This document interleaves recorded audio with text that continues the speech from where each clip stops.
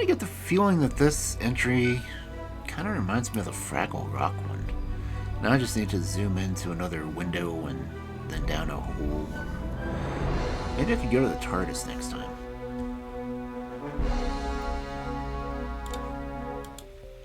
I mean, if I went to the TARDIS, I could at least set it up that I'm going to the library or everything else. Maybe I could make another animation for that. I don't know.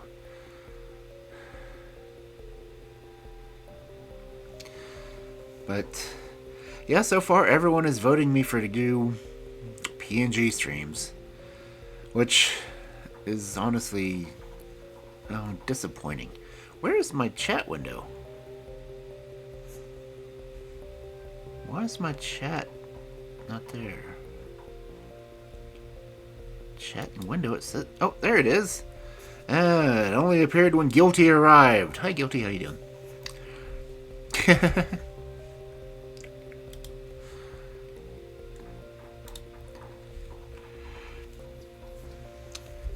What is that one?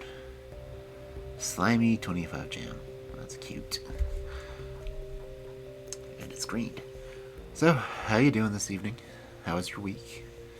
How was the life of the working wolf?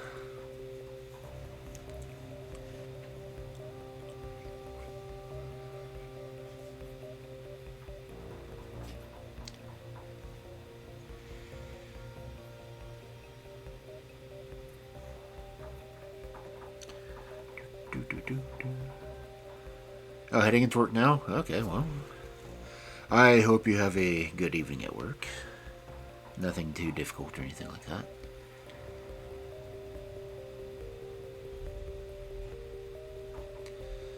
Because I'll be here sitting reading fairy tales.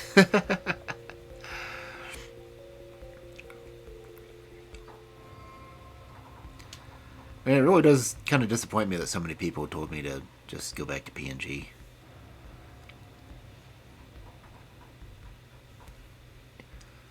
I mean, I have done way too much set work to stop doing live 2D entirely.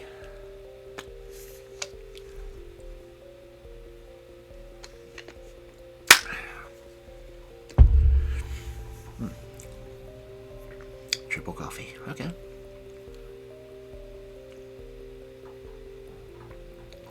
Got a spot on my monitor. Okay, there it is. I, oddly enough, went to an estate sale today and found a computer, the same model series as my tower. I'm going to see if I can start parting things out and see if I can get my old beast to work, and then maybe I can try to do streaming on that one. I probably need to update the Wi-Fi on it because it's only up to B and N. But it also depends if I'm going to try to hook my computer with the tower up to the laptop and just make it all haul-ass like Legacy's doing. She's running off of 2 laptops.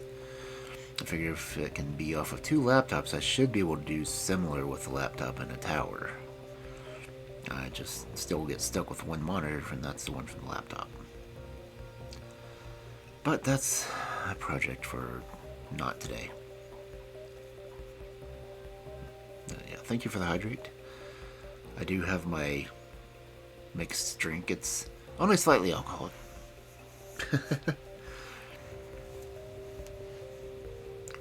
No one's contributed to my coffee fund to buy the absinthe, so I'm not going to do that yet.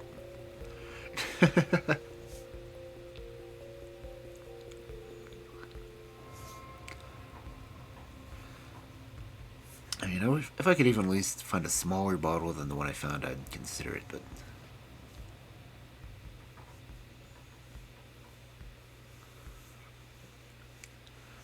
I'm still not sure if I want to try to do just straight PNG. Oh, I still have all the menu options up on YouTube Studio. And UV2 Studio apparently dropped today. I already got that update downloaded. Made sure I did that before I started streaming so I wouldn't crash trying to.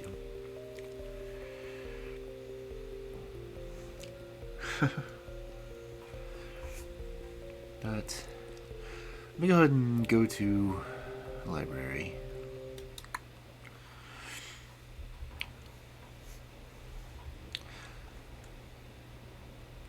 Again, I'm still not sure if I want to try to switch over to... Oh, wait, I don't have Discord capturing. That's the other downside. If I switch over to live PNG, I have to remember to turn on Discord.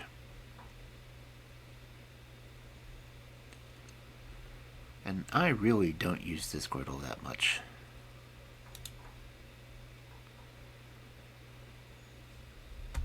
Because to do that, I have to go to this one, click a button, then do another thing, and then I actually have to turn on my Discord stuff, and that just kind of bogs down the computer just a little bit more. And it's already not registering my mouth moving. What the hell?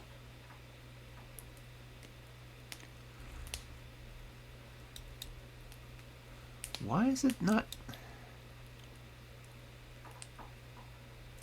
Hello? Why is my... Okay. See, PNG doesn't even work for me anymore. That's just lovely. But if I do the PNG, I have to take off the chibi and the head pats and everything else because I don't know how to work them into this one. So for now, I'm going to keep it here. That's a case of, do I want to stress my graphics processor, or do I want to run an extra program to make it everything else responsive? So either way, it doesn't really help me out all that much.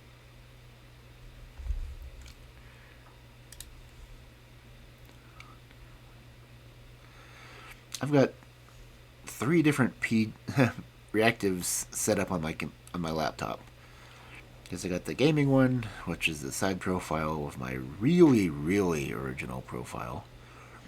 Then I've got the Live 2D that I had to edit, technically against my contract, just to make it so it looked like my mouse was moving. Whereas my Live 2D, the model doesn't want to move anyway. But, well. We are doing Friday Night Fairy Tales once more out of the Green Fairy book. And the first story that I saw in there is one that I think I have read at least twice in different books so far.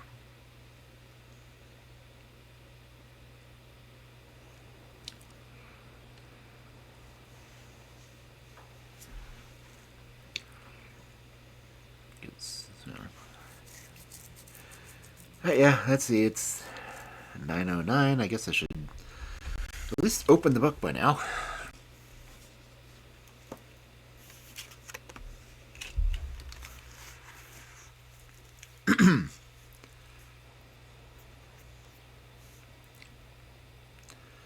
In fact, I know I've read it at least once before, because it's the Andrew Lang's fairy book series are them collecting fairy tales and doing all the translation and all that stuff, so my other fairy tale books I've probably read from. But since I'm putting these all in their own category on my, the Andrew Lang fairy books get their own playlist on my YouTube channel. So I'm putting all of them on there. Let me make sure something real quick. Okay, all of my alerts are not going to be on the VOD. Okay, that's good. I wanted to make sure I had that set right.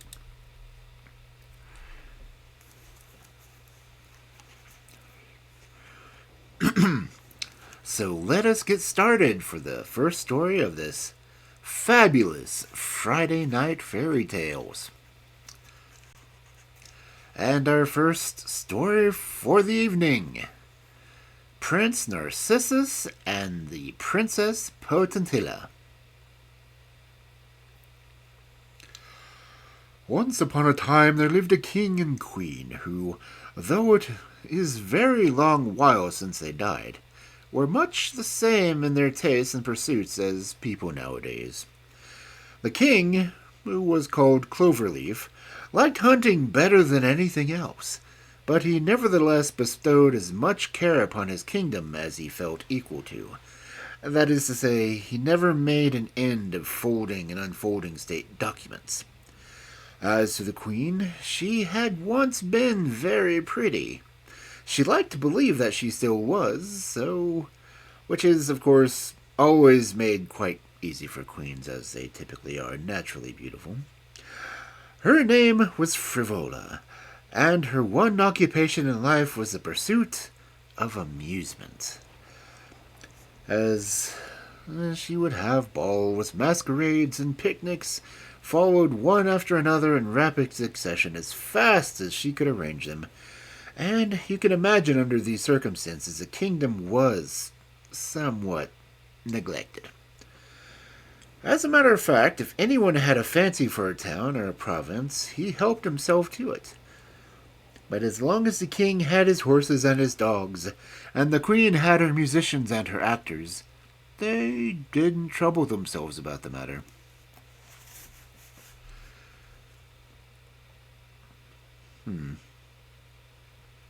King Cloverleaf and Queen Frivola had but one child, and this princess had from her very babyhood been so beautiful that by the time she was 4 years old, the queen was desperately jealous of her. And so fearful that when she was grown up she would be more admired than herself, that she resolved to keep her hidden away out of sight. To this end she caused a little house to be built not far beyond the palace gates on the bank of a river. This was surrounded by a high wall, and in it the charming Potentilla was imprisoned. Her nurse, who was dumb, took care of her, and the necessities of life were conveyed to her through the little window in the wall, while guards were always pacing to and fro outside, with orders to cut off the head of anyone who tried to approach. Which they would certainly have done without thinking twice about it. The queen told everyone how much pretended sorrow that the princess was so ugly and so troublesome and altogether so impossible to love that to keep her out of sight was the only thing that could have done for her. And this tale she repeated so often that the whole of the court actually believed it. Things were in the state, and the princess was about 15 years old when Prince Narcissus, attracted by the report of Queen Frivola's gay doings, presented himself at the court. He was not much older than the princess, and was handsome as a prince you could see in a day's journey, and really for his age, not so very scatterbrained. His parents were king and queen, whose story you will perhaps read someday. They died almost the same time, leaving their kingdom to the eldest of their children, and commending their youngest son, Prince Narcissus, to the care of Fairy Melinette. In this they did very well for him, for the fairy was as kind as she was powerful, and she spared no pains in teaching the little prince everything it was good for him to know, and even imparted to him some of her own fairy lore. But as soon as he was grown up, she sent him out to the world for himself, though at the time she was secretly keeping watch over him, ready to help in any time of need. Before he started, she gave him a ring which would render him invisible when he put it on his finger. These rings seem often quite common, so you must have heard of them, even if you have never seen one. Invisible rings they are. It was in the course of the prince's wanderings, in search of some experience of men and things, that he came to the court of Queen Frivola, where he was extremely well received. The queen was delighted with him, so were all the ladies, and the king was very polite to him, though he did not quite see why the whole court was making such a fuss over him. Prince Narcissus enjoyed all that went on, and found that time passed pleasantly. Before long, of course, he heard the story of the Princess Potentilla, and as it had by that time been repeated so many times and had been added to here and there, she was represented as such a monster of ugliness, and that he was really quite curious to see her because of this, and resolved to avail himself of the magic ring to accomplish his design. So he made himself invisible and paused the guard without so much as asserting that anyone was near. Climbing the wall was rather a difficulty, but when he at length found himself inside it, he was charmed by the peaceful beauty of the little domain that it enclosed, and still more delighted when he perceived a slender, lovely young maiden wandering among the flowers. It was not until he had sought vainly for the imaginary monster that he realized that this was the princess herself, and by that time he was deeply in love with her, for indeed it would have been hard to find anyone prettier than Potentilla. As she sat by the brook, weaving a garland of blue forget-me-nots into a crown for her waving golden locks, or to imagine anything more gentle than the way she tended all the birds and beasts who inhabited her small kingdom, who all loved and followed her. Prince Narcissus watched her every movement, and hovered near her in a dream of delight, not daring yet to appear to her, so humble had he suddenly become in her presence. And when evening came, the nurse fetched the princess into her little house, and he felt obliged to go back to Frivola's palace for fear of his absence should be noticed, and someone should discover his new treasure. But he forgot that to go back absent, the dreamy and indifferent, when he had been before gay and ardent about everything,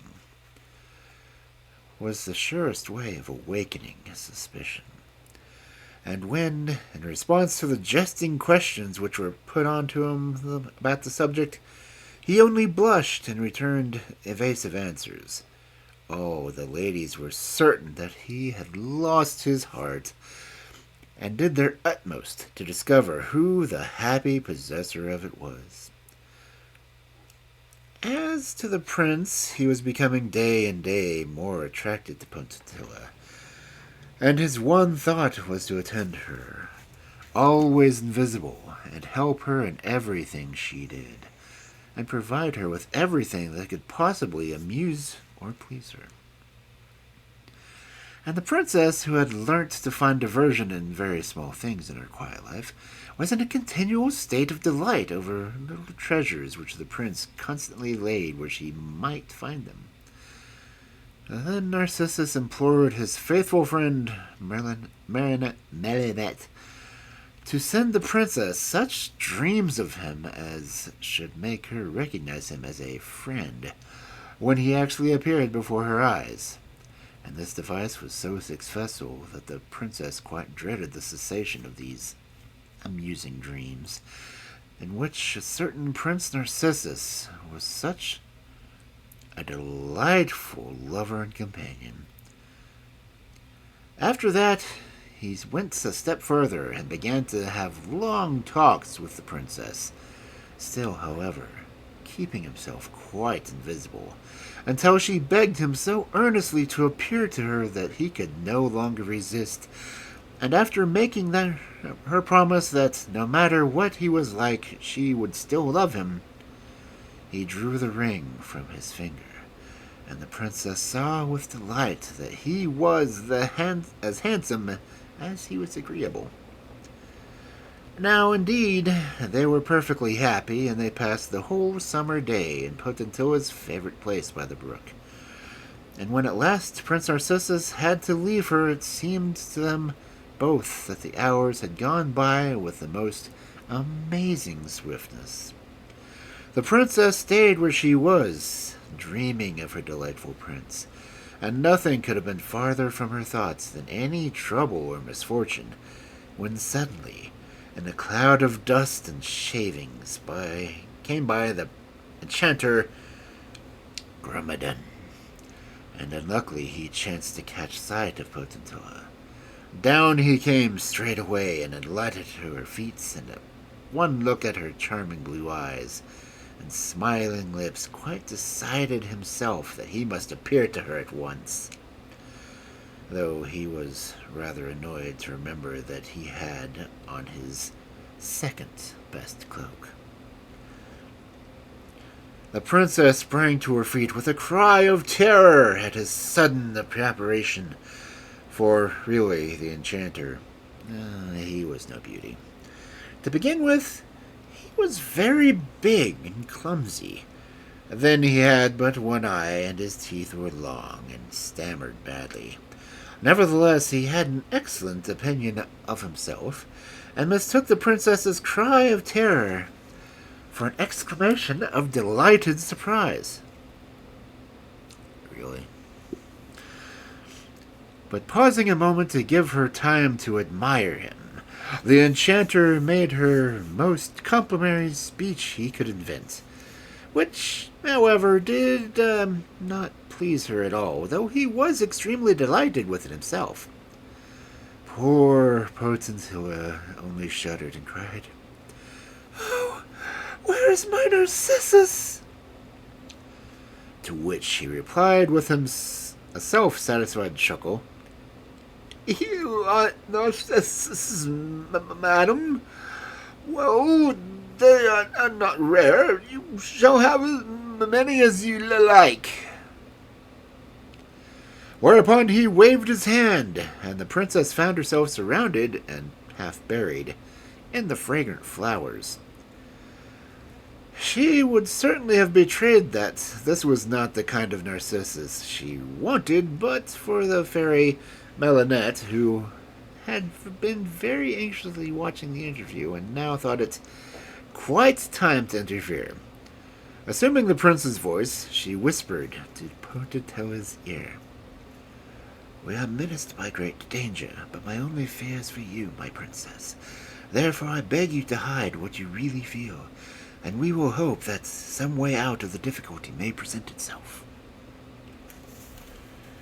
The princess was much agitated by this speech, and feared lest the enchanter should be overheard it.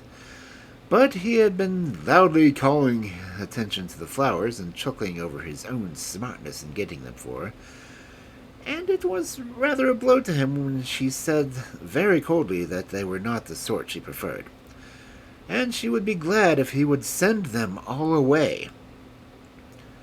This he did, but afterwards wished a kiss to the princess's hand as a reward for being so obliging. But the fairy Melinette was not going to allow anything of the kind. She suddenly appeared in her splendor and cried, "Stay, Grummedon! This princess is under my protection, and the smallest impertinence will cost you 1,000 years of captivity.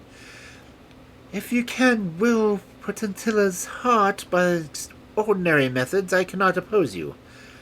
But I warn you that I will not put up with any of your usual little parlor tricks."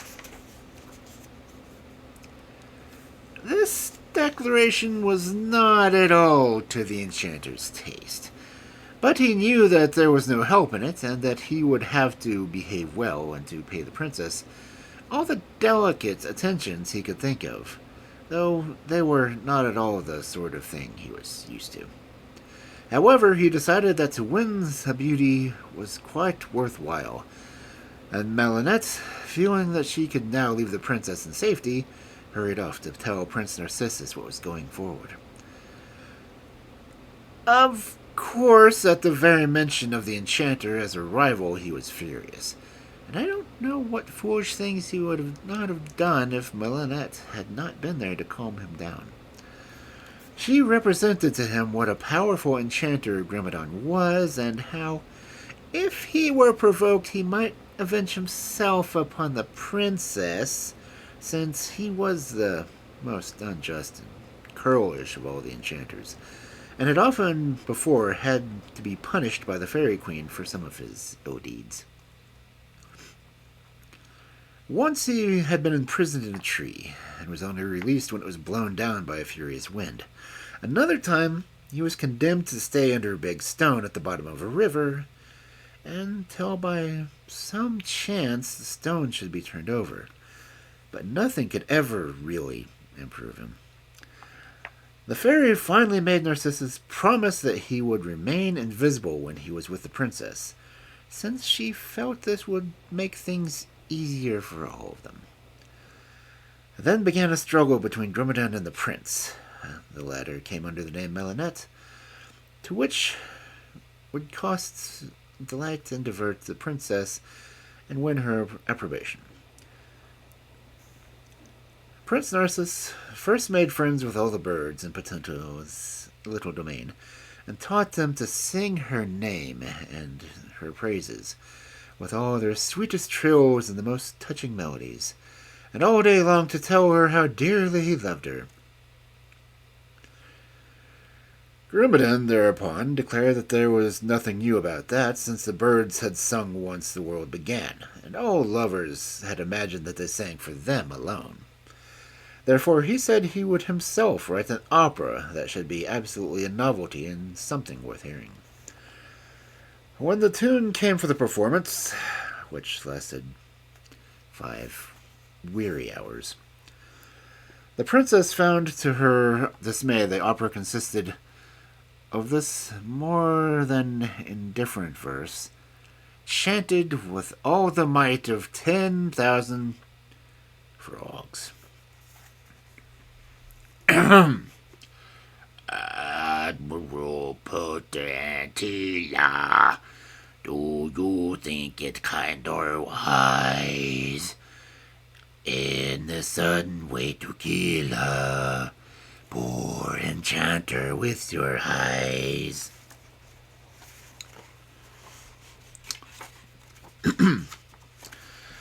Really, if Narcissus had not been there to whisper in her ear and divert her attention, I don't know what would have become of poor Potentilla, for the thought of the first repetition of this absurdity amused her faintly. She nearly died of weariness by the time it was over. Luckily, Grumedan did not perceive this, as he was much too occupied in whipping up the frogs, many of whom perished miserably from fatigue, since he did not allow them to rest for a moment. The prince's next idea for Potentilla's amusement was to cause a fleet of boats exactly like those of Cleopatra, of which you have, doubtlessly read in history, to come up the little river, and upon the most gorgeously decorated of these reclined the great queen herself, who, as soon as she reached the place where Potentilla sat in rapt attention, stepped majestically on shore and presented the princess with that celebrated pearl of which you've heard so much saying. You are more beautiful than I ever was. Let my example warn you to make better use of your beauty.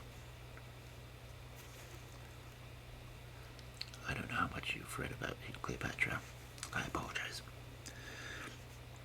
And then the little fleet sailed on until it was lost view from the windings of the river. Grumedan was also looking on at the spectacle, and said very contemptuously, I cannot say I think these marionettes amusing.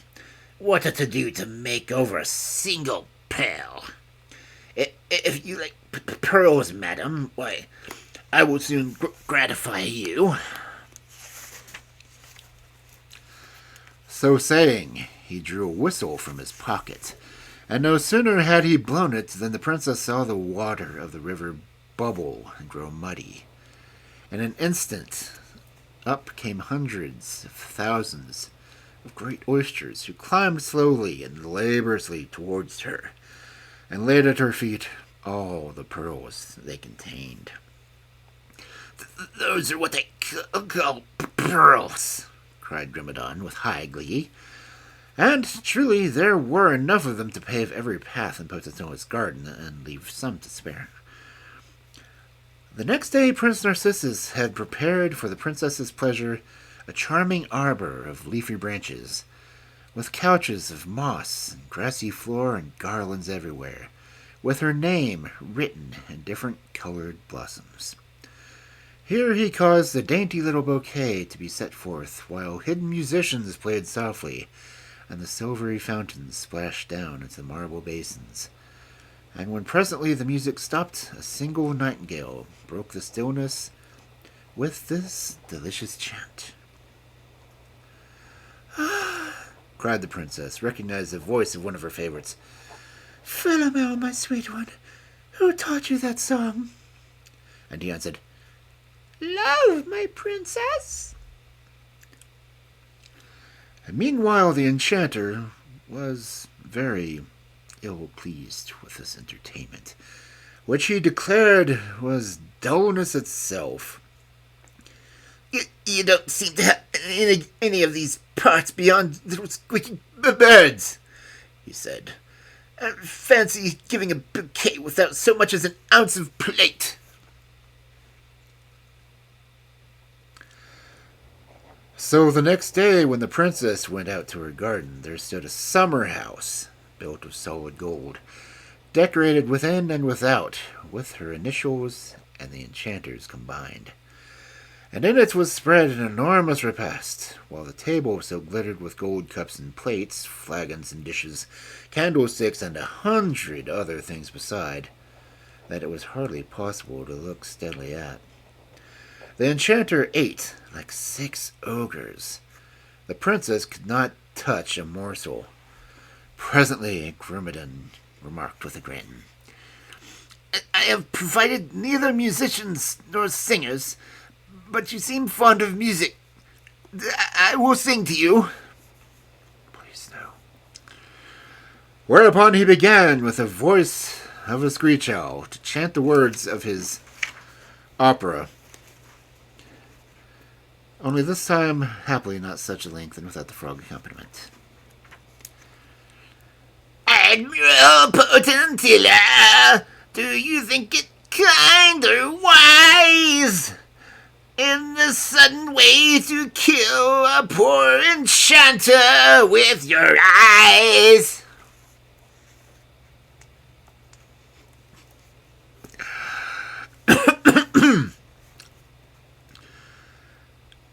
After this, the prince again asked the aid of his friends, the birds, and they assembled from the country round. He tied the neck of each one a tiny little lamp of some brilliant color, and when darkness fell, he made them go through 100 pretty tricks before the delighted Potentilla, who clapped her little hands with joy when she saw her own name traced in points of light against the dark trees.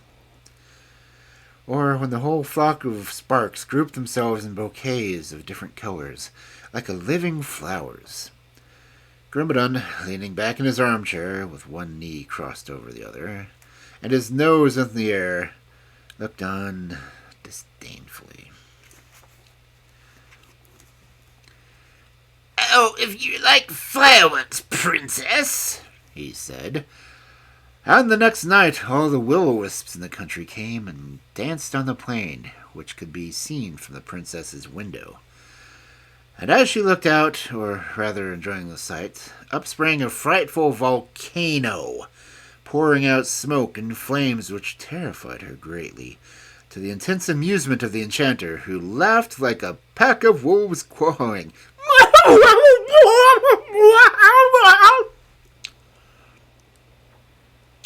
After this, as many of the will-o-wisps as could get crowded into Potentillas' garden, and by the light the tall yew trees danced minuets until Princess was weary and begged to be excused from looking at anything more for the night.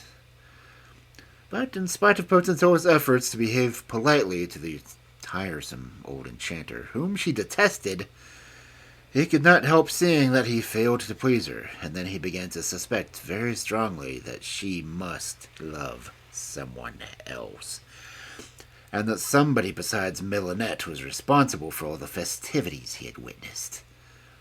So after much consideration, he devised a plan for finding out the truth.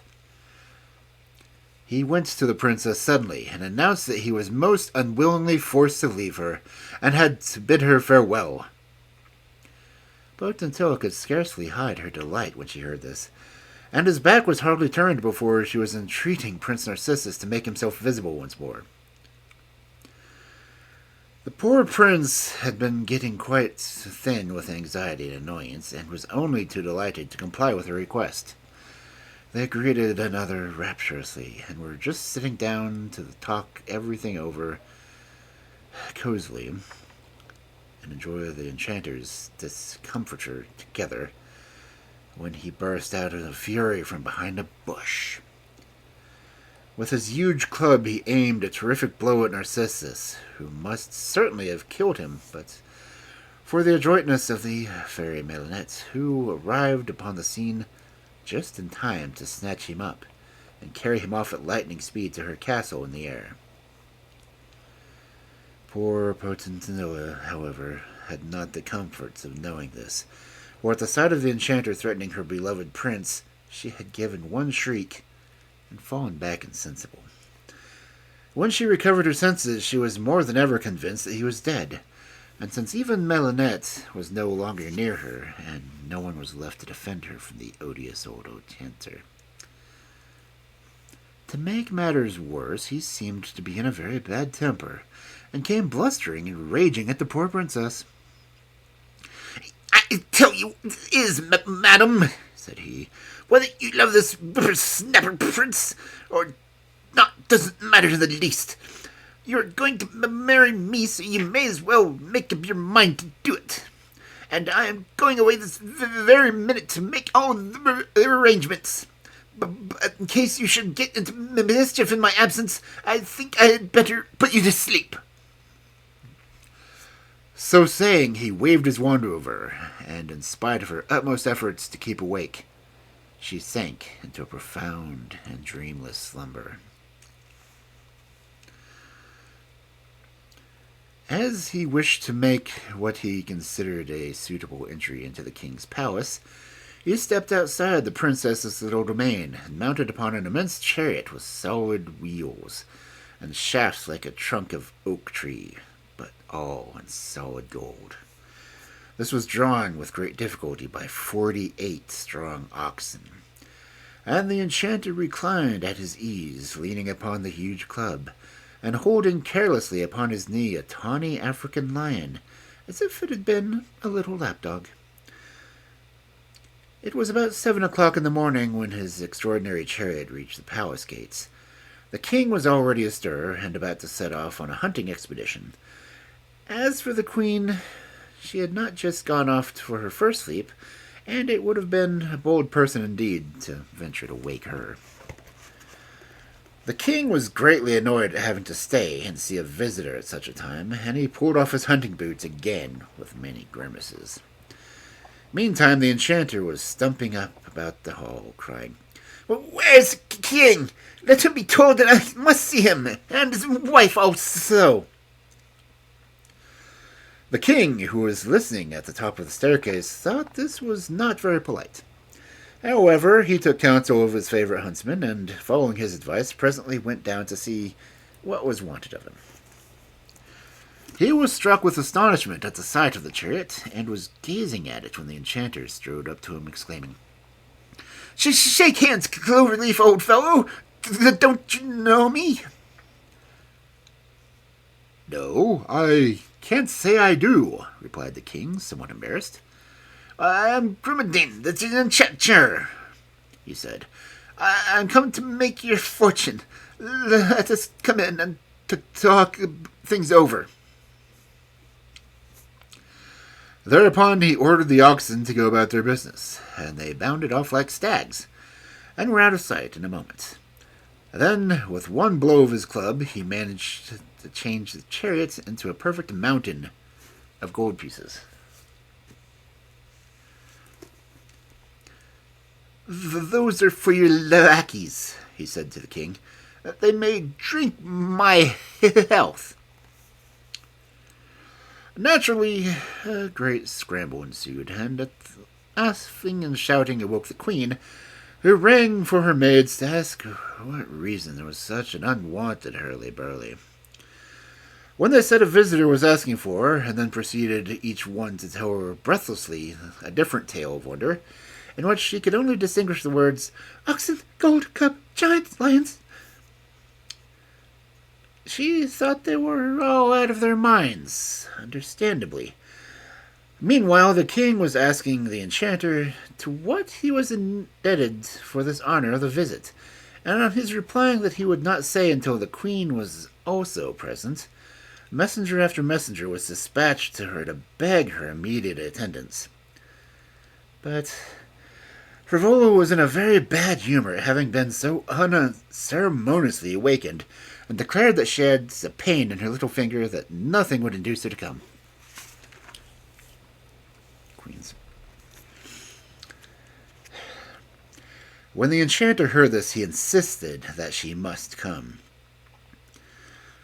"To take my club to her, Majesty," he said. "Tell her that if she smells the end of it, she will find it worthy of reviving." So 4 of the king's strongest men-at-arms staggered off with it, and after some persuasion, the queen consented to try this novel remedy, and she had hardly smelt it for an instant when she declared herself to be perfectly restored. But whether that was done to the scent of the wood, or the fact that as soon as she touched it she felt a perfect shower of magnificent jewels, I'll leave that for you to decide. At any rate, she was now all eagerness to see this mysterious stranger, and hastily throwing on her royal mantle, popped her second-best diamond crown over her nightcap. But a liberal dab of rouge on each cheek, and holding her largest fan before her nose, for she was not used to appearing in broad daylight, she went mincing into the great hall. The enchanter waited until the king and queen had seated themselves upon their thrones, and then, taking his place between them, he began solemnly. "My name is Grimadon. I am an extremely well-connected enchanter. My power is immense. In spite of this, the charms of your daughter Potentilla have so fascinated me that I cannot live without her. She fancies that she loves a certain contemptible puppy named Narcissus. But I have made very short work of him. I really do not care whether you consent to my marriage with your daughter or not, but I am bound to ask your consent on account of a certain meddling fairy named Melanette, with whom I have reason for wishing to keep on good terms." The king and queen were somewhat embarrassed to know what answer to make this terrible suitor, but at last they asked for time to talk over the matter, since they said their subjects might think that the heir to their throne should not be married while a little consideration is made. "Oh, take a day or two if you like," said the enchanter. "But in the meantime I am going to send for your daughter. Perhaps you will be able to induce her to be reasonable." So saying, he threw out his favorite whistle and blew one ear-piercing note, whereupon a great lion, who had been dozing in a sunny courtyard, came bounding in on his soft, heavy, murder-mitten paws. "Orion," said the enchanter, "go and fetch me the princess, and bring her here at once. Be gentle now." At these words, Orion went off at a great pace, and was soon at the other end of the king's garden. Scattering the guard right and left, he cleared the way and the wall at a bound, and seizing the sleeping princess, he threw her on his back, where he kept her by holding her robe in his teeth. Then he trotted gently back, and in less than 5 minutes stood in the great hall before the astonished king and queen. The enchanter held his club close to the princess's charming little nose, whereupon she woke up and shrieked in terror at having found herself in a strange place with the detested Grummidon. Frivola, who had stood by, stiff with displeasure at the sight of the lovely princess, now stepped forward, and with much pretended concern proposed to carry off Potentilla to her own apartments, that she might enjoy the quiet she seemed to need. Really, her one idea was to let the princess be seen by as few people as possible, and throwing a veil over her head. She led her away and locked her up secretly. All this time, Prince Narcissus, gloomy and despairing, was kept a prisoner of Melinette in her castle in the air, and in spite of all the splendor by which he was surrounded and all the pleasures which he might have enjoyed, his one thought was to get back to Potentilla.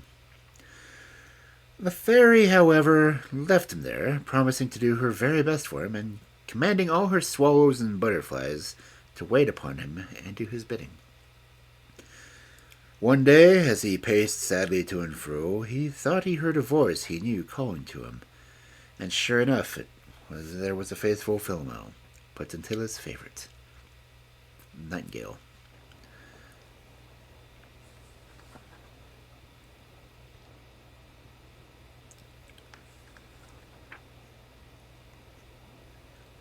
Who told him all that had passed, and how the sleeping princess had been carried off by a lion, to the great grief of all her four-footed and feathered friends.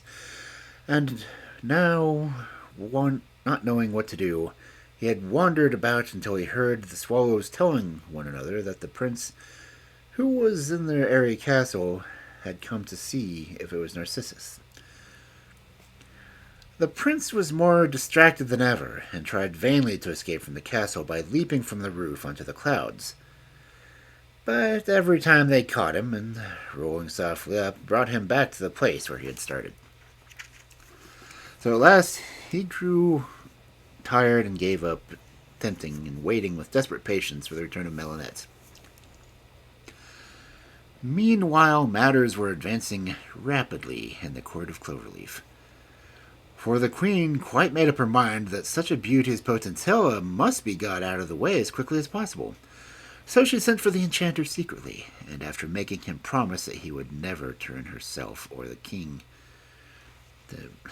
out of their kingdom, that he would take Potentilla far away so that they never again might set eyes upon her. She arranged for the wedding for the next day but one. You may imagine how Potentilla lamented her sad fate and entreated to be spared. All the comfort she could get out of Frivola was that if she preferred a cup of poison to a rich husband, she would certainly provide her with one. When, then, the fatal day came, the unhappy Potentilla was led into the great hall between the king and queen, the latter wild with envy at the murmurs of admiration which rose on all sides at the loveliness of the princess. An instant later in came Grummidon by the opposite door. His hair stood on end, and he wore a huge bag purse and a cravat tied in a bow. His mantle was made of a shower of silver coins with a lining of rose color. And his delight in his own appearance knew no bounds. Any princess would prefer a cup of poison to him. Never for an instant occurred to him. Nevertheless, that was what did happen, for when Queen Frivola in jest held out a fatal cup to the princess, she took it eagerly, crying, "Ah, beloved Narcissus, I come to thee!" and was just raising it to her lips, when in the window of the great hall burst open, and the fairy Melinette floated down on a glowing sunset cloud, followed by the prince himself. All the court looked on in dazzled surprise, while Potentilla, catching sight of her lover, dropped the cup and ran joyfully to him. The enchanter's first thought was to defend himself when he saw Melinette appear, but she slipped around his blind side, and catching him by the eyelashes, dragged him off to the ceiling of the hall, while she held him kicking and screaming. Just to give him a lesson. And then touching him with her wand, she imprisoned him for 1,000 years in a crystal ball which hung from the roof. "Let this teach you to mind what I tell you another time," she remarked severely. Then, turning to the king and queen, she begged them to proceed with the wedding, since she had provided a much more suitable bridegroom. She also deprived them of their kingdom, for they had really shown them, though they were unwilling to take it, had no choice but to obey the fairy. However, they took care that the king and queen were always supplied with everything they could wish for. Prince Narcissus and Princess Potentilla lived long and happily, loved by all of their subjects. And as for the enchanter, I don't think he's been let out yet.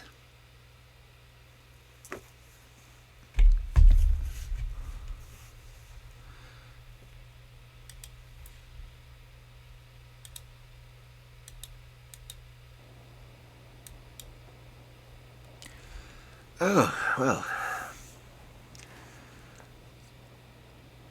Where's the Hatena? I don't know.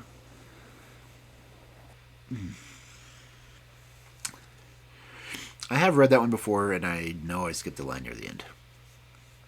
I got suddenly distracted because I'm lurking in other chats, and ads popped on and they were blaring in my ears. I do try to lurk in my friends' chats just so they can get, credit for me being there. I kind of feel they do the same to me.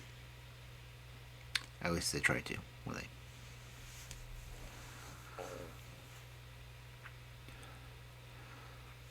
Not that the Twitch ad credits really help a whole lot. At least not compared to subscriptions. But anyway.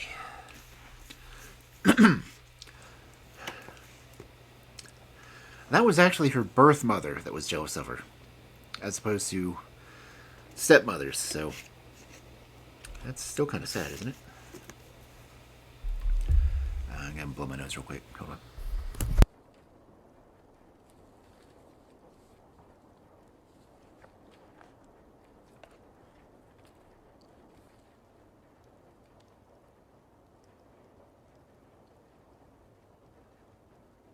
Okay.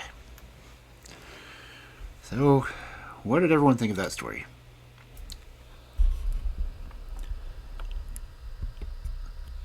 Besides that, envious queens jealous of their daughters are a thing.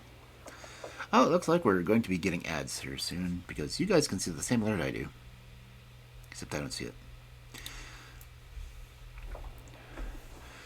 I don't know why it doesn't show up on my screen, but it doesn't. So feel free, get up, stretch, take a break. We'll be back after. I can't even see the timer on it. Check the other window. Okay. I guess we've got. Well, it's a 3-minute ad break, and it's starting in 2 minutes. So we will take a short break, and then we'll get into the second story. I think it's another long one, so yeah. See you in a bit.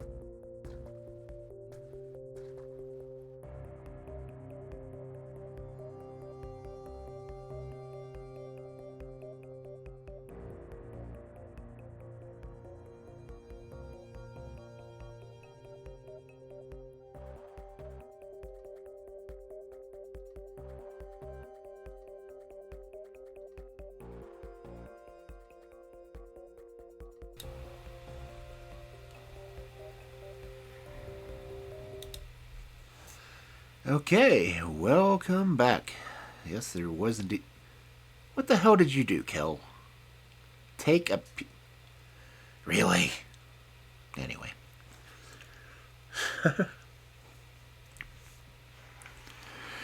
But yeah, ads are over.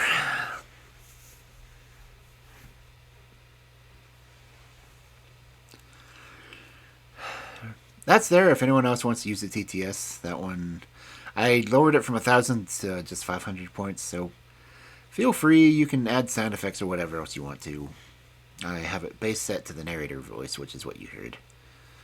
Which is, of course, one of my favorite voices among the Monster TTS assembly line. But seeing as the commercials are now over, and hopefully you did as you suggested in taking a pee break.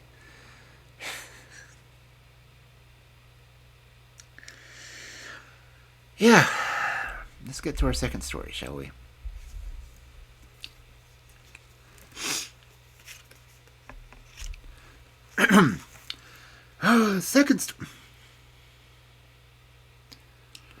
Our second story for this Friday night of fairy tales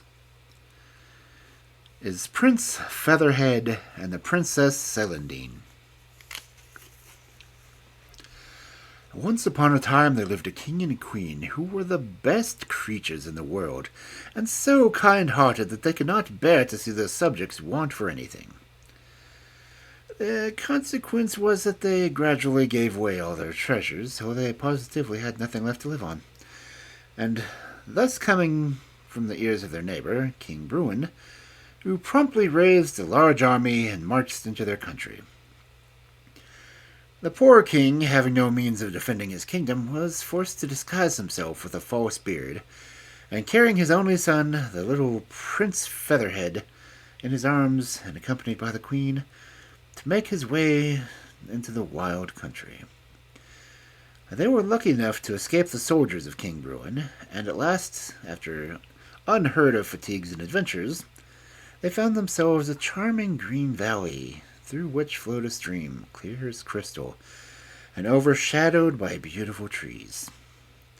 As they looked round with delight, a voice said suddenly, "Fish and see what you catch."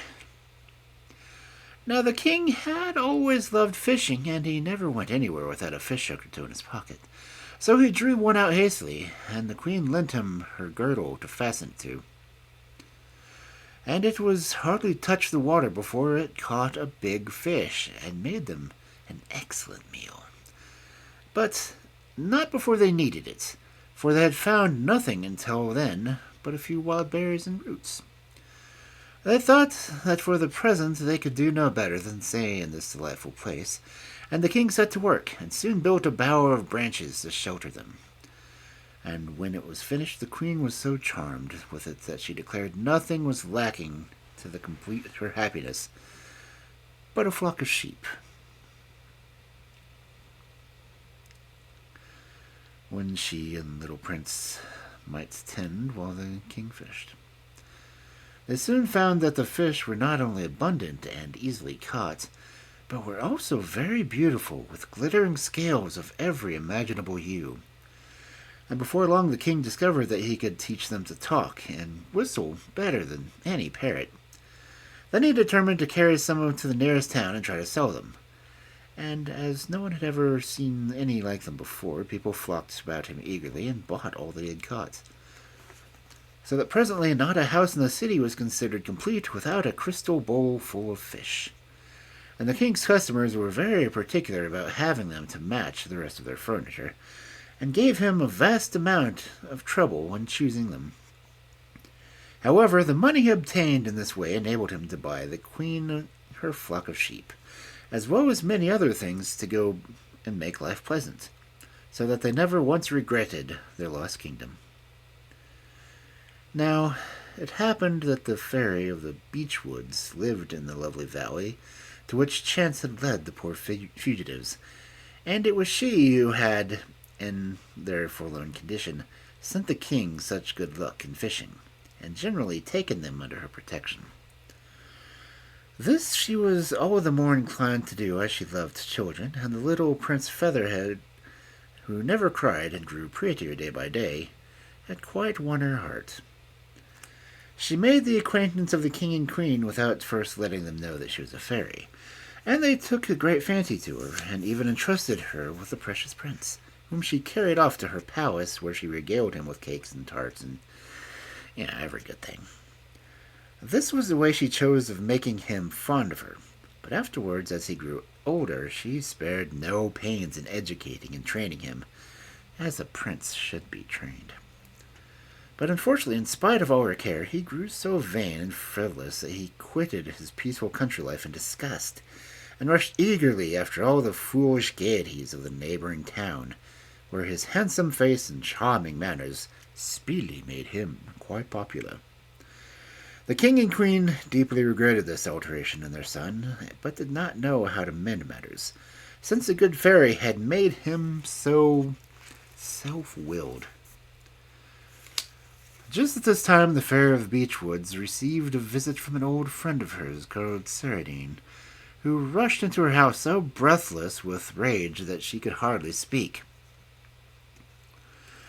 "Oh, dear, dear, what is the matter?" said the Fairy of the Beech Woods soothingly. "The matter?" said Celandine. "You shall soon hear about it. You know that, not content with her endowing Celandine, Princess of the Summer Islands, with everything that she desired to make her charming, I actually took the trouble to bring her up myself. And now what does she do but come to me with more coaxings and caresses than usual to beg a favor? And what do you suppose this favor turns to be, when I have cajoled into her promising to grant it? Nothing more or less than a request that I will take back all my gifts, since, says the young maiden, if I have the good fortune to please you, how am I to know if I really am myself? And that's how it will be all my life long, wherever I meet anybody. You see, the weariness of my life will be under these circumstances, and I yet to assure you that I am not ungrateful for all your kindness. I did all I could," continued Celandine, "to make her think better of it, but in vain. After going through the usual ceremony for taking my gifts back, I come to you for a little peace and quietness, but after all, I have not taken anything of consequences from this provoking Celandine. Nature had already made her so pretty and given her such a ready wit of her own that she will do perfectly well without me. However, I thought she deserved a little lesson, so to begin with, I whisked her off to the desert and I left her." "What? All alone and without any means of existence?" cried the kind-hearted old fairy. "You had better hand her over to me. I don't think so very badly of her after all. I'll cure her vanity by making her love someone better than herself. Really, when I come to consider it, I declare the little minx has shown more spirit and originality in the matter than one expects of a princess." Celandine willingly consented to this agreement, and the old fairy's first care was to soothe away all the difficulties which surrounded the princess, and led her by the mossy path overhung with trees to the bower of the king and queen, who still pursued their peaceful life in the valley. They were immensely surprised at her appearance, but her charming face and the deplorably ragged condition of which the thorns and briars had reduced her once elegant attire speedily won their compassion. They recognized her as a companion in misfortune, and the queen welcomed her heartily, and begged her to share their simple repast. Celandine gracefully accepted their hospitality, and soon told them what had happened to her. The king was charmed with her spirit, while the queen thought she had indeed been daring thus to go against the fairy's wishes. "Since it has ended in my meeting you," said the princess, "I cannot regret the step I have taken, and if you will let me stay with you, I shall be perfectly happy."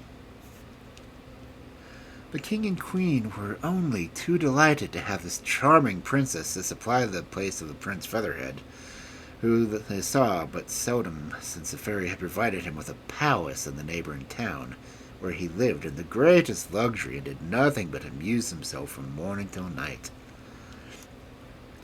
So Celandine stayed and helped the queen to keep house, and very soon they loved her dearly.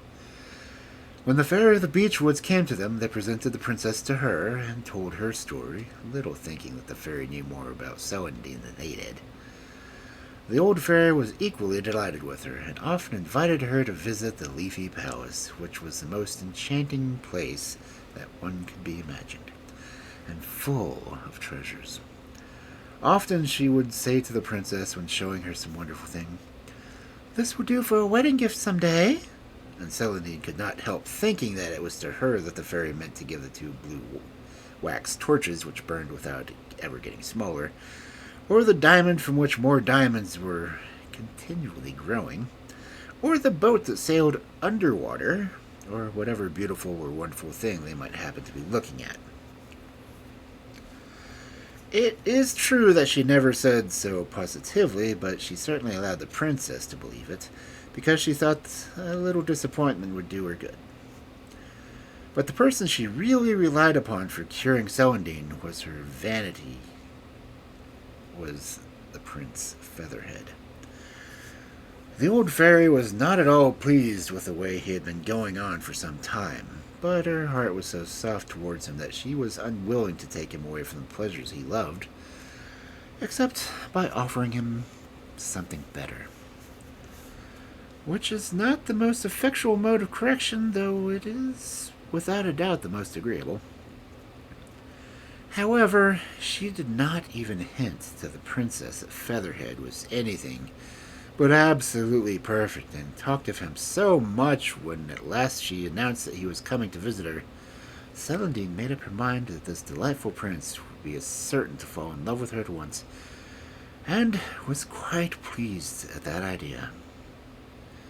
The old fairy thought so too, but this was not at all what she had wished. She took care to throw out such an enchantment over the princess that she appeared to Featherhead quite ugly and awkward, though to everyone else she looked just as usual. So when he arrived at the Leafy Palace, some handsome and fascinating even than ever she had been led to expect, he hardly so much as glanced at the princess, but bestowed all his attention upon the old fairy, to whom he seemed to have 100 things to say. The princess was immensely astonished at his indifference, and put on a cold and offended air, which, however, he did not even seem to observe. Then at last, resource, she exerted all her wit and gaiety to amuse him, but with no better success, for he was of an age to be more attracted to beauty than anything else. Celandine was deeply mortified, since for her part the prince pleased her very well, and for the first time she bitterly regretted the fairy gifts she had been anxious to get rid of. Prince Featherhead was almost equally puzzled, for he had heard nothing of the king and queen but the praises of this charming princess, and the fact that they had spoken of her so very beautiful only confirmed his opinion that the people who live in that country have no taste. He talked to them of this charming acquaintances in town, the beauties he had did admire, and thought he was going to admire, until Celandine, who heard it all, was ready to cry with vexation. The fairy, too, was quite shocked at his conceits, and hit upon the plan for curing him of it. She sent to him by an unknown messenger a portrait of Princess Celandine, as she really was.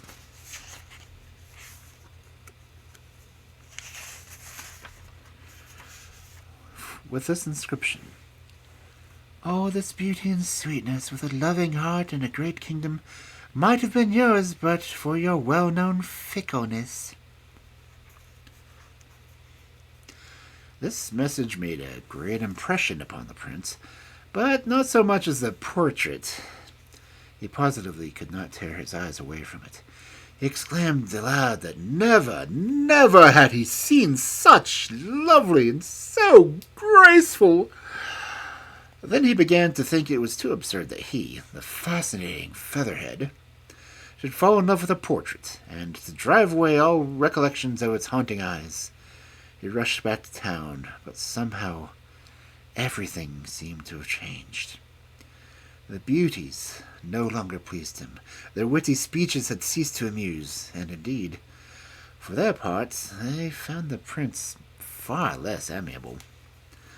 The Viol were not sorry when he declared that, after all, a country life suited him best, and he went back to the Leafy Palace. Meanwhile, the Princess Celandine had been finding the time pass but slowly with the king and queen, and was only too pleased when Featherhead appeared. She at once noticed the change in him, and was deeply curious to find the reason for it. Far from avoiding her, he now sought her company, and seemed to take pleasure in talking to her. And yet the princess did not know for a moment, or flatter herself with the idea that he was in love with her, though it did not take long for her to decide that he certainly loved someone. But one day the princess, wandering sadly by the river, spied Prince Featherhead fast asleep in the shade of a tree, and stole nearer to enjoy the delight of gazing at his dear face unobserved. Judge of her astonishment when she saw that he was holding in his hand a portrait of herself. In vain did she puzzle over the apparent contradictoriousness of his behavior. Why did he cherish her portrait while he was so fatally indifferent to her? At last she found an opportunity of asking him the name of the princess whose picture he carried around with him always. "Alas, how can I tell you?" replied he. "Why should you not?" said the princess timidly. "Surely there's nothing to prevent you." "Nothing to prevent me?" he repeated. "When my utmost efforts have failed to discover the lovely original, should I be so sad if I could but find her? But I do not even know her name."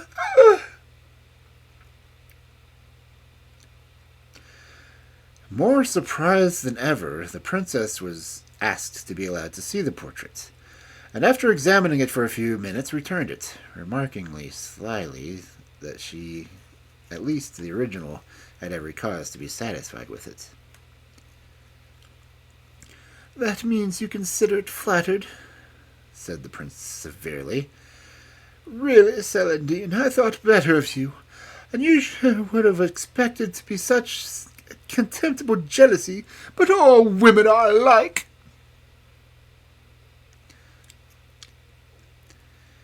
"Indeed, I meant only that it is a good likeness," said the princess meekly.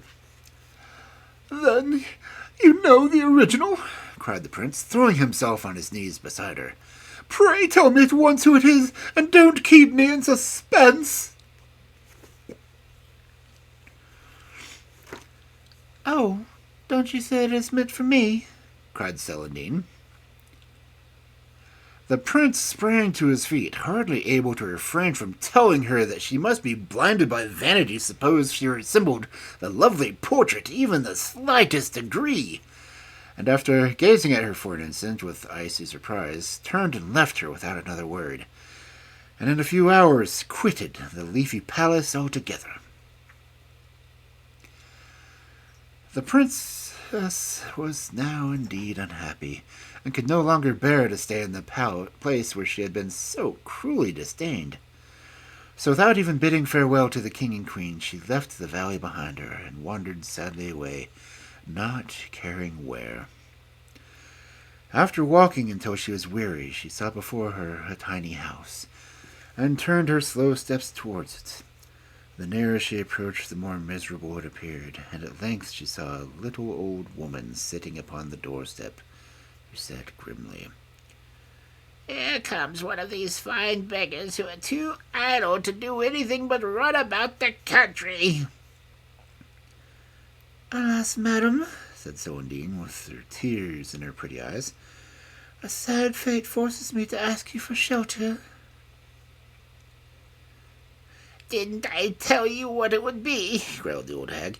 "From shelter we shall proceed to dinner, from dinner money to take us out on our way.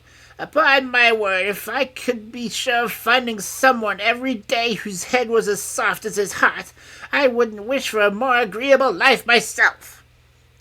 But I have worked hard to build my house and to secure a morsel to eat, and I suppose you think I am going to give away everything to the first passerby who chooses to ask for it.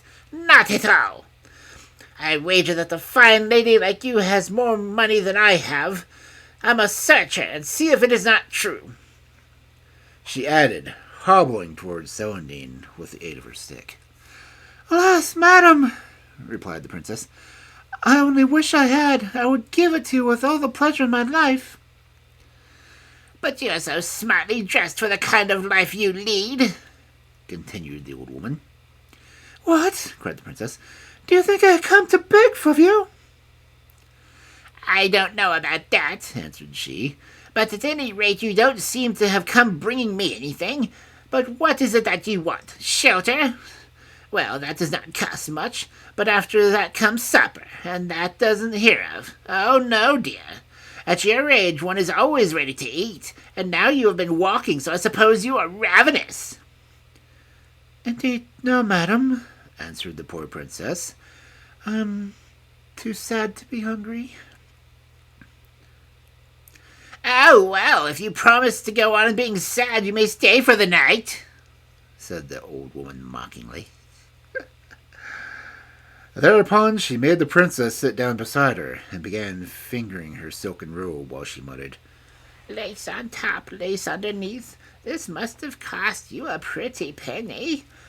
It would have been better to save enough to feed yourself, and not come begging to those who want all they have for themselves.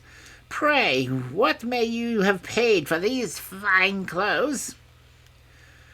"Alas, madam," answered the princess, "I did not buy them. I know nothing of money." "What do you know, if I may ask?" answered the old dame. "Not much. Indeed, I'm very unhappy," cried Celandine, bursting into tears. "And if my services are any good to you—" "Services?"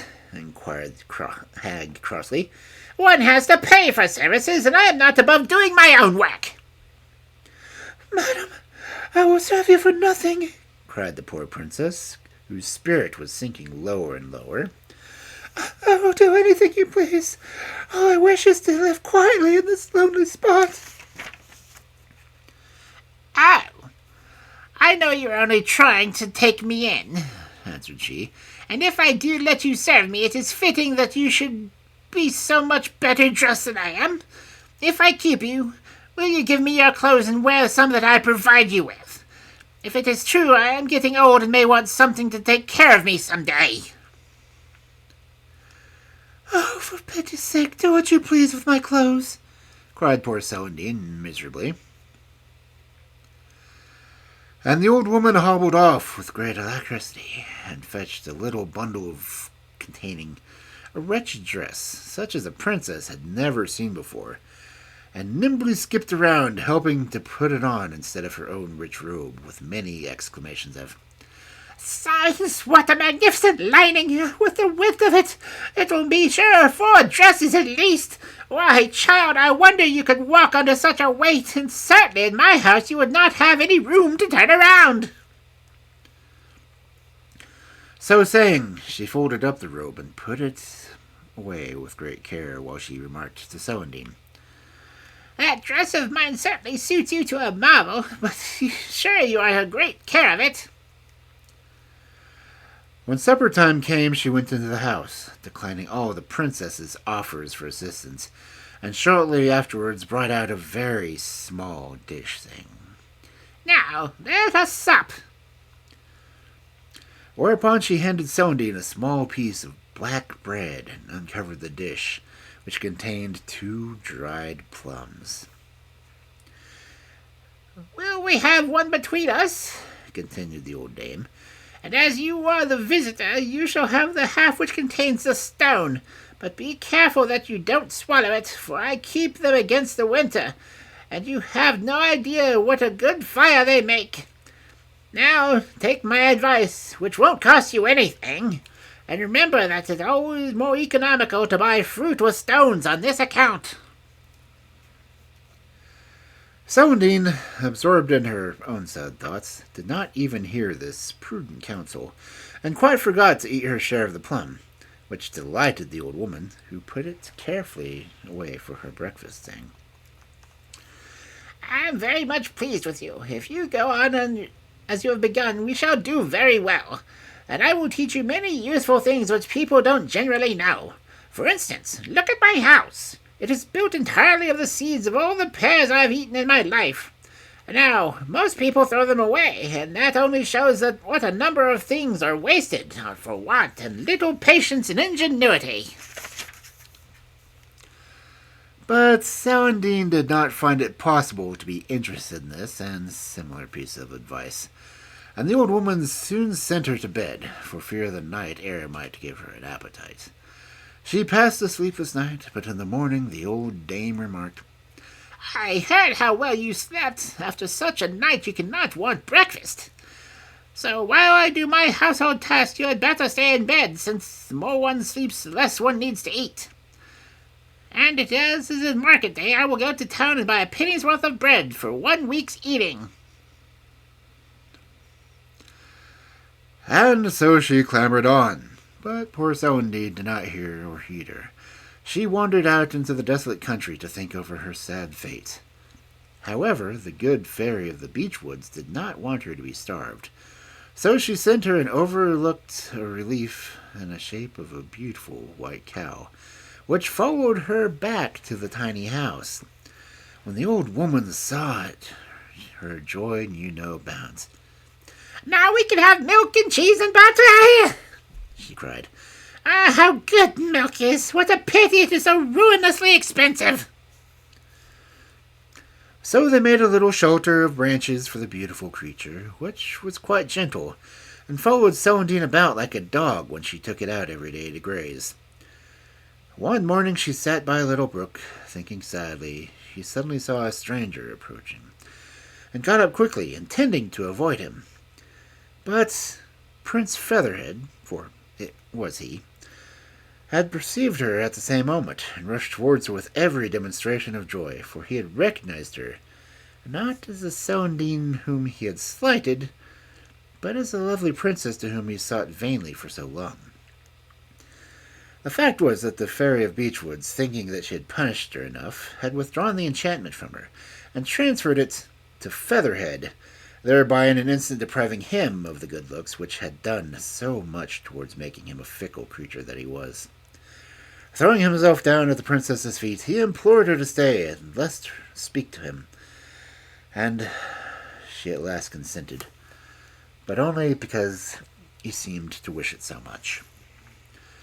After that he came every day in the hope of meeting her again, and often expressed his delight at being with her.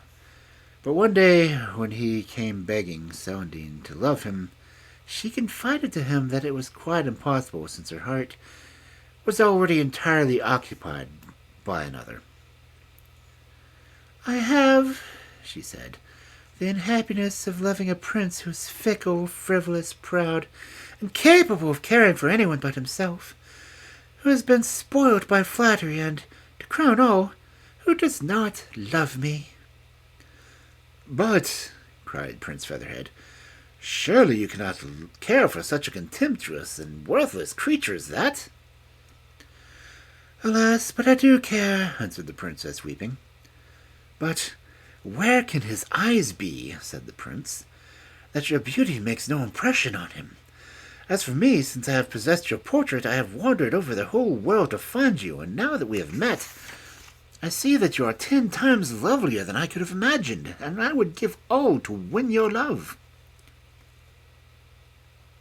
The portrait, cried Celandine with a sudden interest.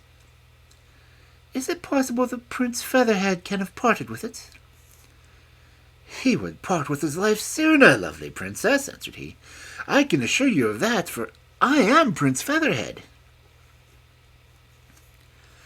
At the same moment, the Fairy of the Beechwoods took away the enchantment, and the happy princess recognized her lover, now truly hers, for the trials they had both undergone had so changed and improved them that they were capable of real love for each other. You might imagine how perfectly happy they were, and how much they had to hear and tell. But at length it was time to go back to the little house, and as they went along, Celandine remembered, for the first time, what a ragged old dress she was wearing, and what an odd appearance she must present. But the prince declared that it became her vastly, and thought it was most picturesque. When they reached the house of the old woman, she received them very crossly. "I declare," said she, "that it's perfectly true. Wherever there's a girl, you may be sure that a young man will appear before long. Don't imagine that I'm going to have you here. Not a bit of it. Be off with you, my fine fellow." Prince Featherhead was inclined to be angry at this uncivil reception, but he was really too happy to care much. He only demanded, on Celandine's behalf, that the old dame should give back her own attire, that she might go away suitably dressed. This request roused her to a fury, since she had counted upon the princess's fine robes to clothe her for the rest of her life, so that it was some time before the prince could make himself heard to explain that he was willing to pay for them. The sight of a handful of gold pieces somewhat mollified her. However, after making both of them promise faithfully that no one would consideration they would ask to get the gold back again, she took the princess into the house and grudgingly doled out to her enough of the gay attire to make her presentable, while the rest she pretended to have lost. After this they found that they were very hungry, for one cannot live on love any more than they can on air, and the old woman's lamentations were louder than before. "What?" she cried. "Feed people who are happy as all that? Why, is it simply ruinous?" But as the prince began to look angry, she, with many sighs and mutterings, brought out a morsel of bread, a bowl of milk, and 6 plums, with which the lovers were well content, for as long as they could look at one another, they really did not know what they were eating. It seemed as if they would go on forever with the reminiscences, the prince telling how he had wandered all over the world from beauty to beauty, always to be disappointed when he found that no one resembled the portrait. The princess wondering how it was could have been so long with her, and yet never have recognized her, and over again pardoning him for his cold and haughty behavior to her. "For," she said, "you see, Featherhead, I love you, and love makes everything right. But we cannot stay here," she added. "What are we to do?" The prince thought they had better find their way to the Fairy of the Beechwoods, and put themselves once more under her protection, and they had hardly agreed upon this course when 2 little chariots, wreathed with jasmine and honeysuckle, suddenly appeared, and stepping into them, they were whirled away to the leafy palace. Just before they lost sight of the little house, they heard loud cries and lamentations from the miserly old dame, and looking around perceived that the beautiful cow was vanishing in spite of her frantic efforts to hold fast. And they afterwards heard that she spent the rest of her life trying to put the handful of gold the prince had thrown at her into a money bag, for the fairy, as a punishment for her avarice, caused it to slip back out again as soon as she'd put it in.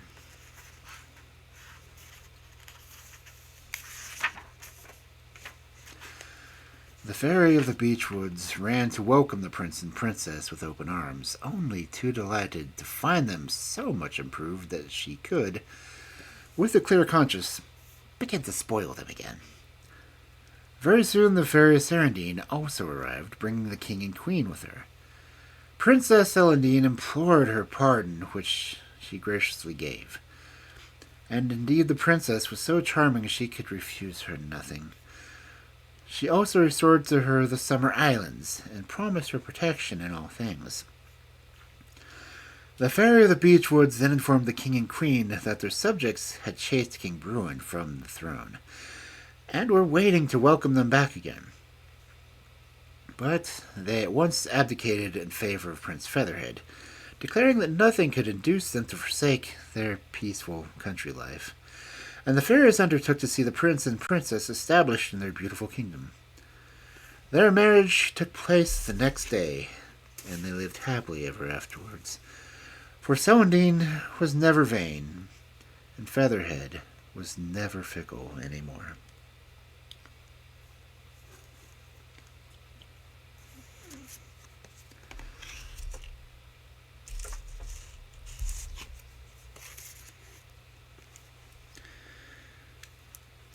Now it lies that it is 10:36, and I missed a beautiful light because I didn't know it was there.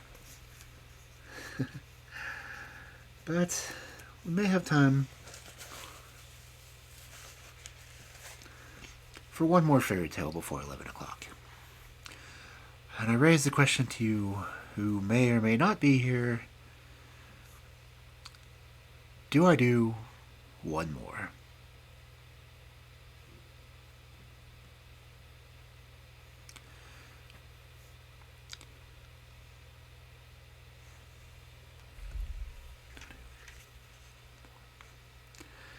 Mind you, the next one will probably leave me hungry.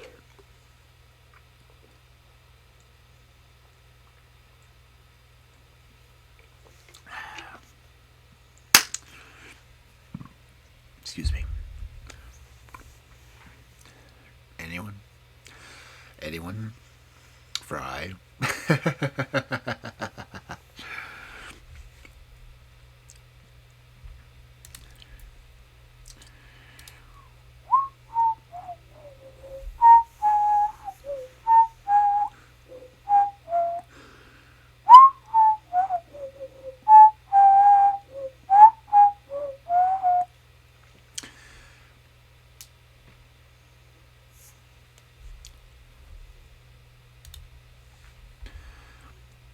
That was my subtle way of giving you a hint what the next story in the book is, if you didn't catch it.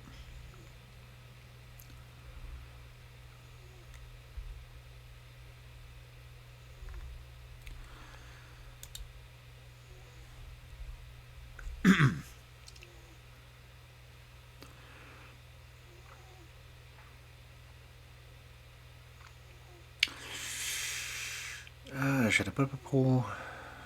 I've not mastered polls. I'm not a poll master.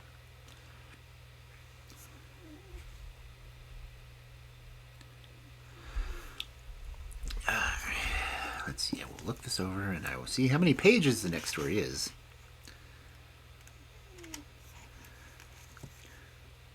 Next story is 8 pages long. Longer than I would have expected.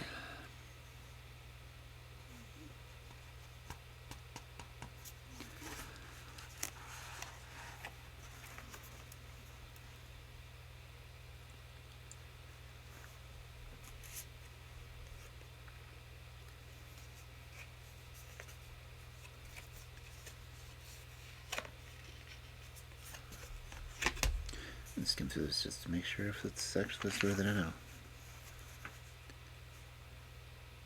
Oh, well, it is. Cool. Definitely a more detailed version of the story, though. Anyone? Anyone? Anyone want to hear it?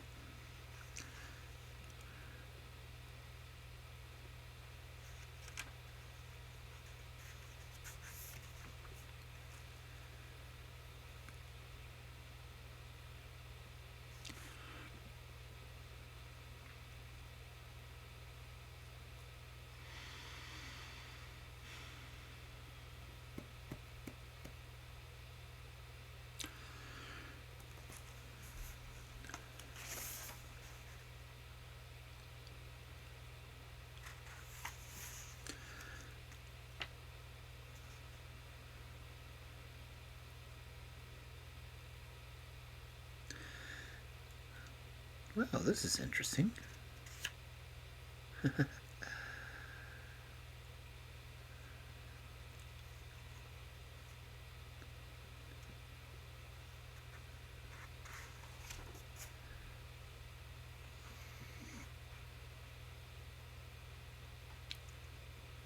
Very interesting indeed.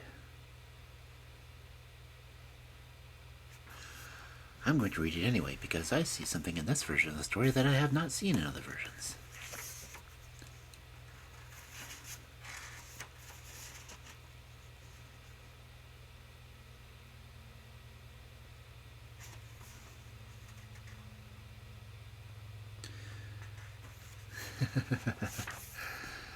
Kyo's gonna hate this version.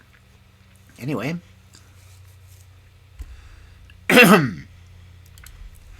Our final story for this Friday night of fairy tales.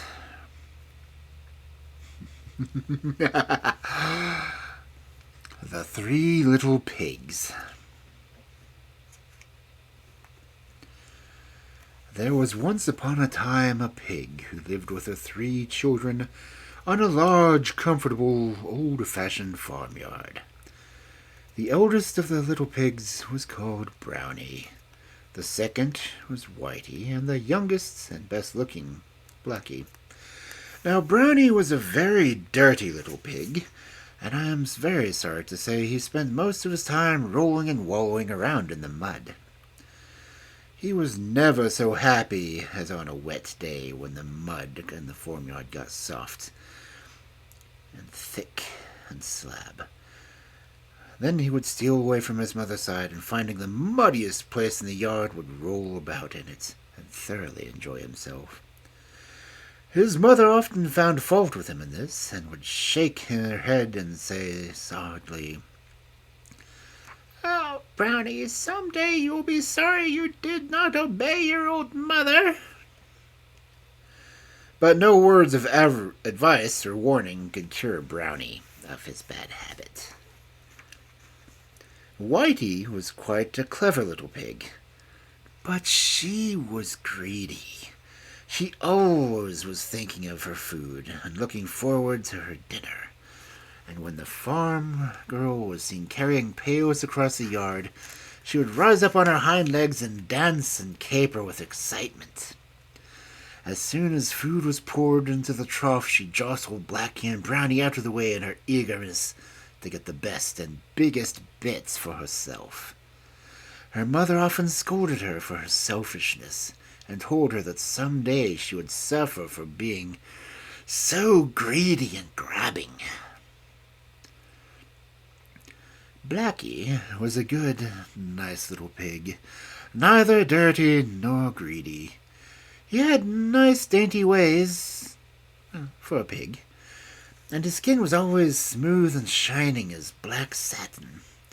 He was much cleverer than Brownie and Whitey, and his mother's heart used to swell with pride when she heard the farmer's friends say to each other that someday the little black fellow would be a prize pig.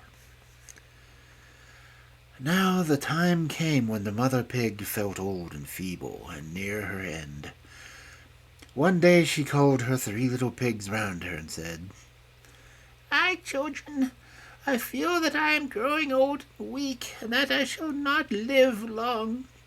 Before I die, I should like to build a house for each of you, as this dear old sty in which we have lived so happily will be given to a new family of pigs, and you will have to turn out. Now, Brownie, what sort of house would you like to have?" "A house of mud," replied Brownie, looking longingly at a wet puddle in the corner of the yard. "And you, Whitey?" said the mother pig in a sad voice, for she was disappointed that Brownie had made so foolish a choice. "A house of cabbage," replied Whitey, with a mouth full, and scarcely raising her snout out of the trough in which she was grubbing for some potato parings. "Foolish, foolish child," said the mother pig, looking quite distressed. "And you, Blackie, turning to her youngest son, what sort of house shall I order for you?" "A house of brick, please, mother, as it will be warm in the winter and cool in the summer, and safe all year long." "That is a sensible little pig," replied his mother, looking fondly at him. "I will see that the 3 houses are got ready at once. And now one last piece of advice. You have heard me talk of our old enemy, the fox." Not the wolf. "When he hears that I am dead, he is sure to try to get a hold of you and to carry you off to his den. He is very sly and would no doubt disguise himself or pretend to be a friend. But you must promise me not to let him enter your houses on any pretext whatsoever." And the little pigs readily promised, for they had always had a great fear of the fox, of whom they had heard many terrible tales. A short time afterwards, the old pig died, and the little pigs went on to live in their own houses. Brownie was quite delighted with the soft mud walls and with the clay floor, which soon looked like nothing but a big mud pie. But that was what Brownie enjoyed, and he was as happy as possible, rolling about all day and making himself in such a mess. One day, while he was lying half asleep in the mud, he heard a soft knock at his door, and a gentle voice said, "May I come in, Master Brownie? I want to see your beautiful new house." "Who are you?" cried Brownie, starting up with a great fright, for though the voice sounded gentle, he felt sure it was a feigned voice, and he feared it was the fox. "I am a friend come to call on you," answered the voice. "Oh, no," replied Brownie. "I don't believe you're a friend. You're the wicked fox after whom our mother had warned us. I won't let you in." "Oh ho, is that the way you answer me?" said the fox, speaking very roughly in his natural voice. "We shall soon see who is master here." And with his paws he set to work and scraped a large hole in the soft mud walls. A moment after he had jumped through it, and catching Brownie by the neck, flung him on his shoulders, and trotted off with him to his den. The next day, as Whitey was munching a few leaves of cabbage out of the corner of her house, the fox stole up to her door, determined to carry her off to join her brother in his den. He began speaking to her in the same feigned, gentle voice in which he had spoken to Brownie, but it frightened her very much as well. "I am a friend come to visit you, and to have some of your good cabbage for my dinner." "Please don't touch it," cried Whitey in great distress. "The cabbage was in the walls of my house, and if you eat them, you'll make a hole, and the wind will come in, and the rain will come in, and give me a cold. Do go away. I am sure you are not a friend, but the wicked enemy, the fox." And poor Whitey began to whine and whimper, and to wish that she had not been such a greedy little pig, and had chosen a more solid material than cabbages for her house. But it was too late now, and in another minute the fox had eaten his way through the cabbage walls, and caught a trembling, shivering Whitey, and carried her off to his den. The next day the fox started off for Blackie's house, because he had made up his mind that he would get the 3 little pigs together in his den, and then kill them, and invite all his friends to a feast. But when he reached the brick house, he found the door was bolted and barred, and in his sly manner he began, "Do let me in, dear Blackie. I have brought you a present of some eggs that I picked up in a farmyard on my way here."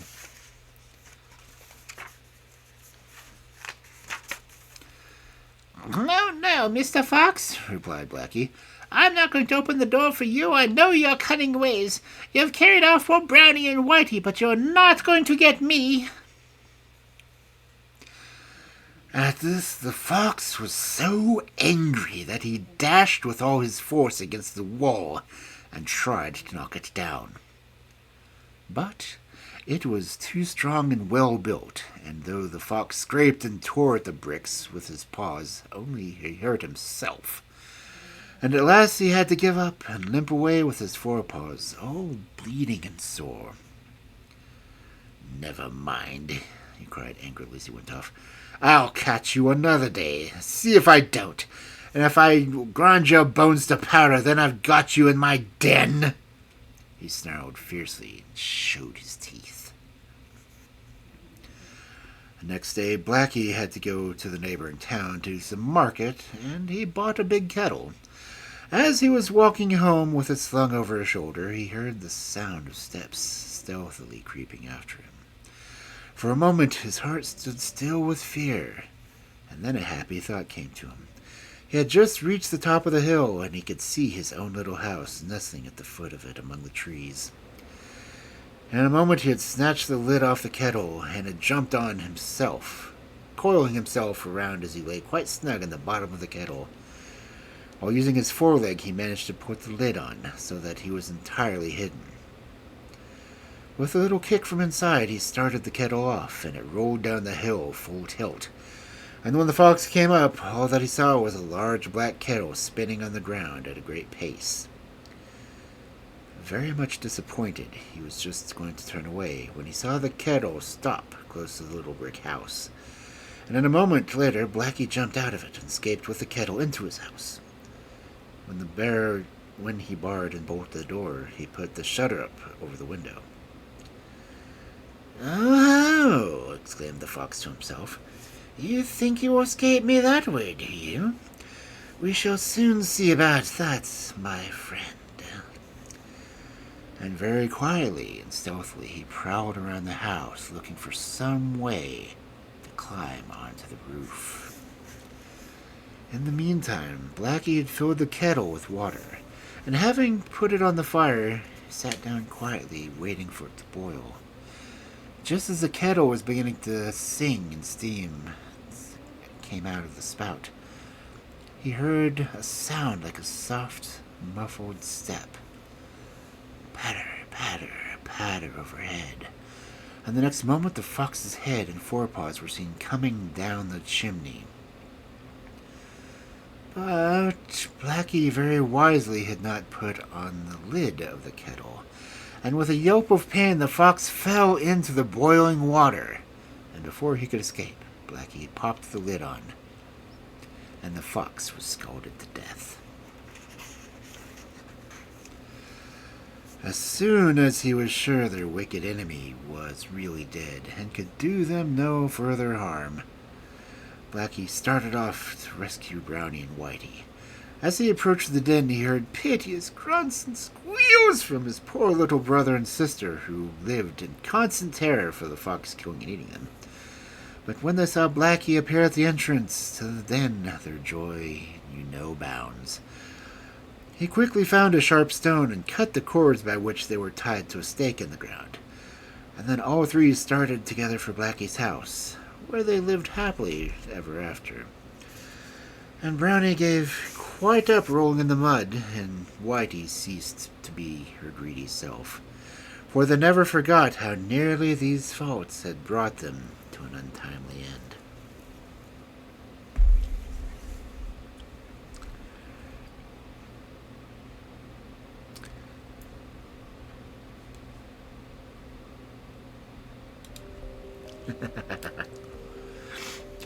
Definitely not the Disney version. And it was a fox, not a wolf. Stop blaming wolves.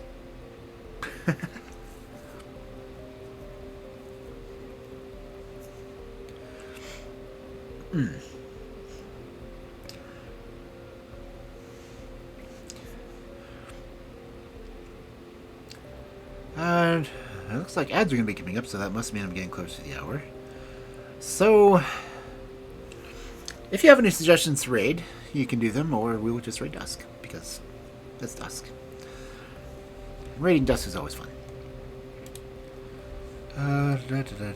Any of my literary friends reading right now? Because they usually don't on Fridays. I think I'm the only crazy one to do Friday night stories.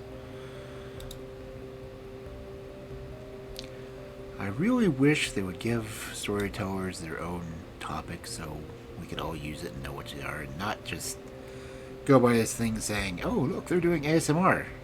Are they? Are they really?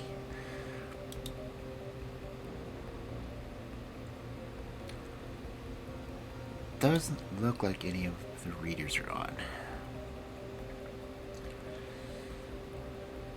Nope, I do not see them.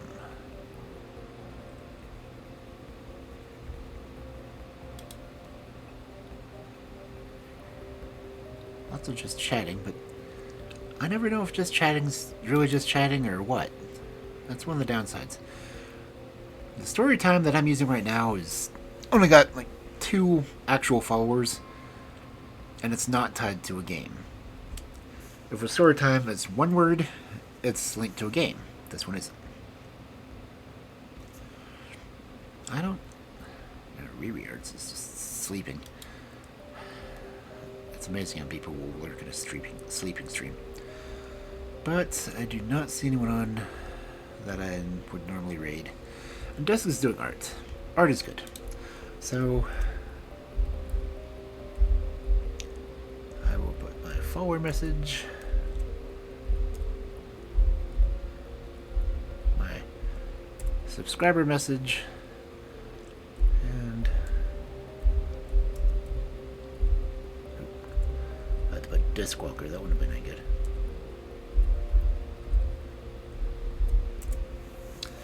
And Red Dusk. There's a Whooper. I wonder if I should catch the Whooper before we go.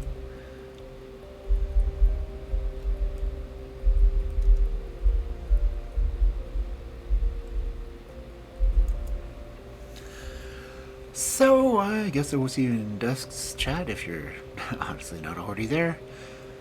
And, hope you have a good evening, good afternoon, good night, one or the other. Go ahead and copy my right message because I don't keep it stored either. I can do the subscriber one. But, yeah, I will see you all over there. Try to come up with an idea to get her sketch because I really don't think of any. So, ads already started. Have a good evening. I will see you over in Dusks.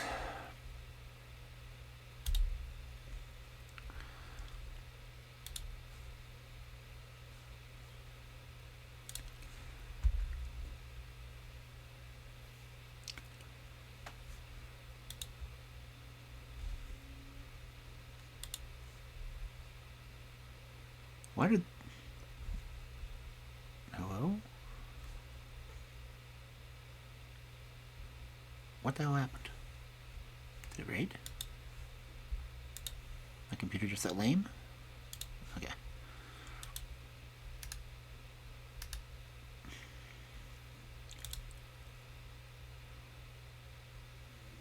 Yep.